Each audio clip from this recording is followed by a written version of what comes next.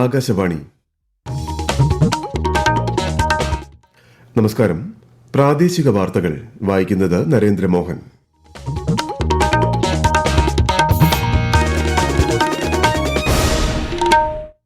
പ്രധാന വാർത്തകൾ.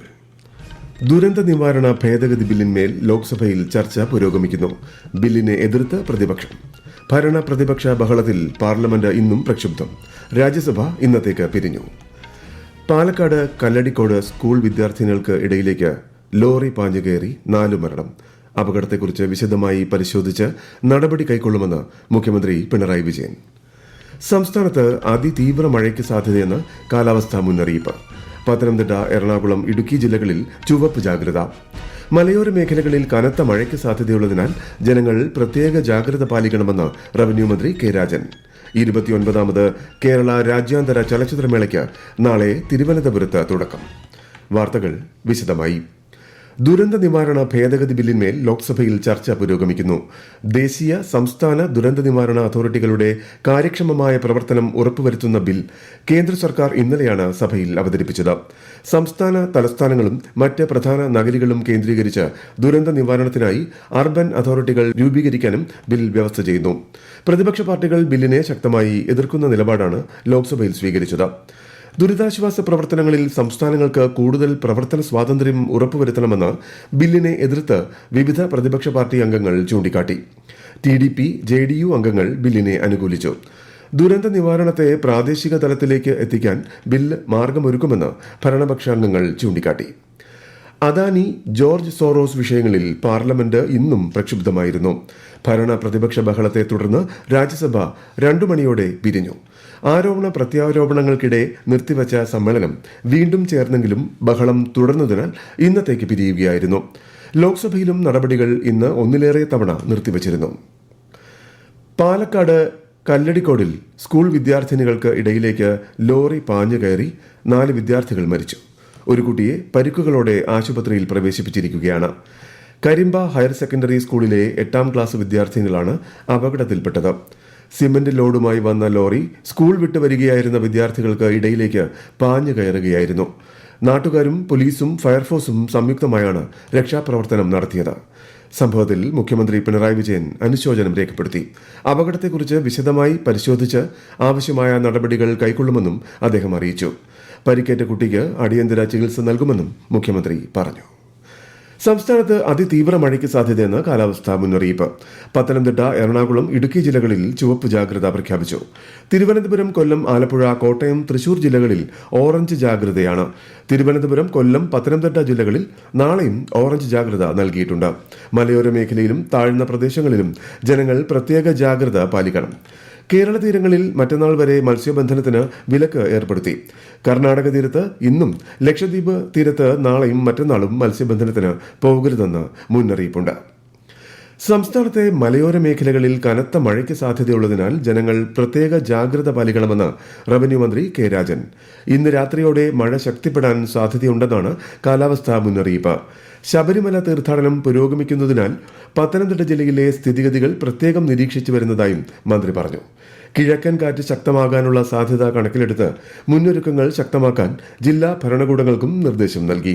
നാളെ ഉച്ചയോടെ മഴ കുറയുമെന്നാണ് സൂചനകൾ. വൈക്കം സത്യാഗ്രഹ സമര നായകരിൽ ഒരാളായിരുന്ന പെരിയാർ EV രാമസ്വാമി നായ്ക്കരുടെ നവീകരിച്ച സ്മാരകവും ഗ്രന്ഥാലയവും തമിഴ്നാട് മുഖ്യമന്ത്രി MK സ്റ്റാലിൻ ഇന്ന് നാടിന് സമർപ്പിച്ചു. വൈക്കത്ത് നടന്ന ചടങ്ങിൽ മുഖ്യമന്ത്രി പിണറായി വിജയൻ അധ്യക്ഷത വഹിച്ചു. വിശദാംശങ്ങളുമായി ആകാശവാണി കോട്ടയം ജില്ലാ പ്രതിനിധി ടോം മാത്യു. വൈക്കം വലിയ കവലയിൽ തമിഴ്നാട് സർക്കാർ വാങ്ങിയ സ്ഥലത്ത് 1998 പണിത മ്യൂസിയമാണ് പുതുക്കി നാടിന് സമർപ്പിച്ചത്. വൈക്കം സത്യാഗ്രഹത്തിന്റെ ശതാബ്ദി പ്രമാണിച്ച് തമിഴ്നാട് സർക്കാർ നടത്തിവന്ന ആഘോഷ പരിപാടികളുടെ സമാപനവും ഇതോടനുബന്ധിച്ച് നടന്നു.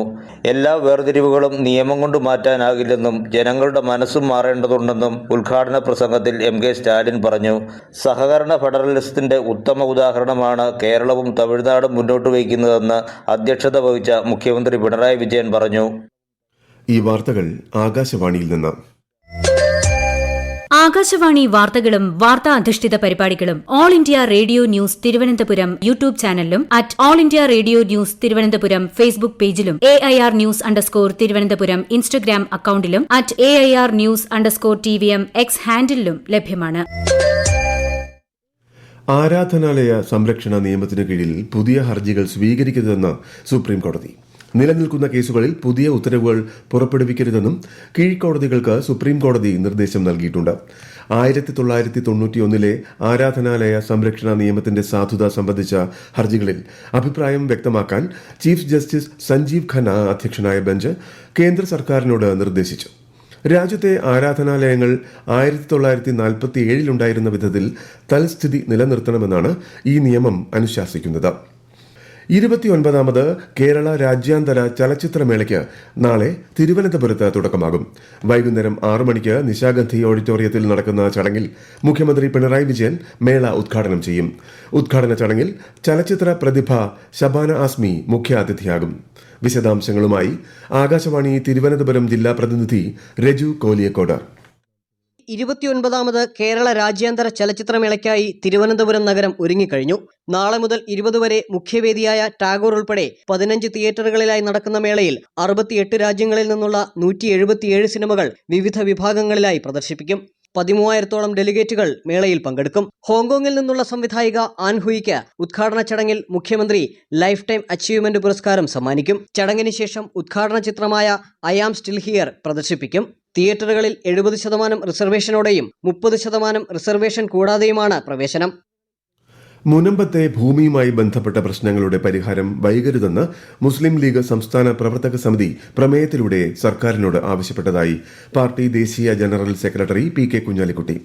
മുനമ്പത്തെ താമസക്കാരെ കുടിയൊഴിപ്പിക്കുന്ന സാഹചര്യം ഒരിക്കലും ഉണ്ടാകാൻ പാടില്ല.